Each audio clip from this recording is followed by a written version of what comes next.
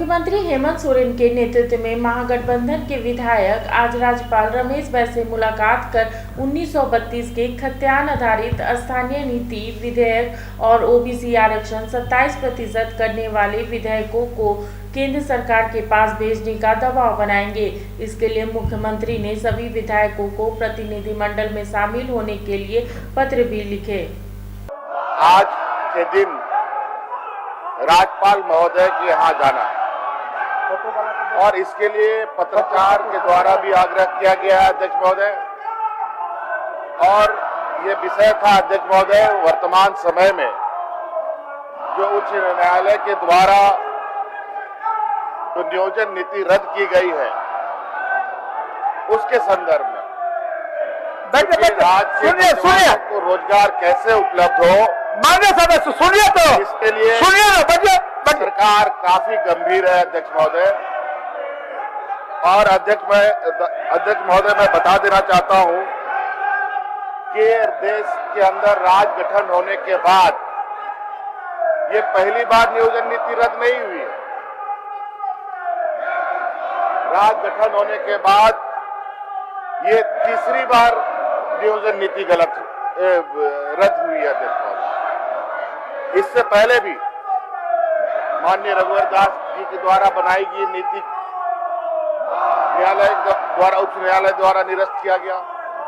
अभी अध्यक्ष महोदय विपक्ष के प्रदेश अध्यक्ष कह रहे हैं कि तत्कालीन सरकार के नियोजन नीति को हम लोगों ने रद्द किया है, लेकिन ये बिल्कुल गलत है अध्यक्ष महोदय। हमने उनके इस विषय को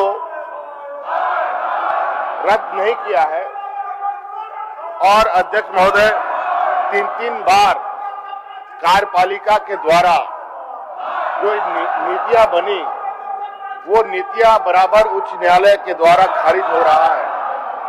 और अध्यक्ष महोदय बड़ा दुर्भाग्य की बात है, उस उच्च न्यायालय में जो कंप्लेनेंट है अध्यक्ष महोदय, उसमें एक आदिवासी युवक को आगे करता है और उसमें 20 लोग पिटिशनर होते हैं, जो 19 के 19 लोग यूपी बिहार के लोग हैं अध्यक्ष महोदय, दूसरे राज्यों के। बड़ा दुर्भाग्य की अध्यक्ष महोदय कि झारखंड प्रदेश के नियोजन नीति का तकलीफ दूसरे राज्य के लोगों को है, इस राज्य के लोगों को नहीं है। ये कहीं ना कहीं एक बहुत बड़ा षड्यंत्र है अध्यक्ष महोदय, और इसी के लिए राज्य में नियोजन नीति को और प्रोटेक्शन देने के लिए सरकार की ये मंशा है।